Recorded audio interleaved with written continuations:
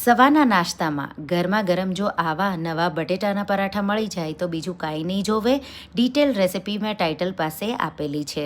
તો મિક્સરમાં આદુ મરચાં અને પાલક ઉમેરી આવી પ્યુરી કરી લઈશું.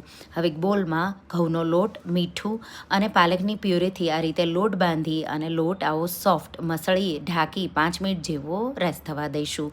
સ્ટફિંગ માટે બાફેલા બટેટામાં ધાણા જીરું પાવડર, લાલ મરચું પાવડર, હિંગ, મીઠું, આમચૂર પાવડર, સંચળ, મરીનો પાવડર, ચાટ મસાલો, ડુંગળી, લીલા ધાણા, કસૂરી મેથી અને આદુ મરચાંની પેસ્ટ ઉમેરી મેશ કરી સ્ટફિંગ આવું રેડી કરી લઈશું. હવે લોટને પાછો મસળી એમાંથી લુઓ લઈ સૂકો લોટ લગાવી રોટલી વણી લઈશું. ટ્રાયંગલ શેપમાં આ રીતે વચ્ચે સ્ટફિંગ ગોઠવી આ રીતે પેક કરી સૂકો લોટ છાંટી અને હલકા હાથે વણી લઈશું. તવા પર કાચું પાકું આ રીતે પહેલાં શેકી લઈશું, પછી ઘીમાં એકદમ ક્રિસ્પી અને સારી એવી ડિઝાઇન આવે ત્યાં સુધી શેકી લઈશું. બહુ ટેસ્ટી એવા લાગે છે. રેસિપી ટ્રાય કરજો.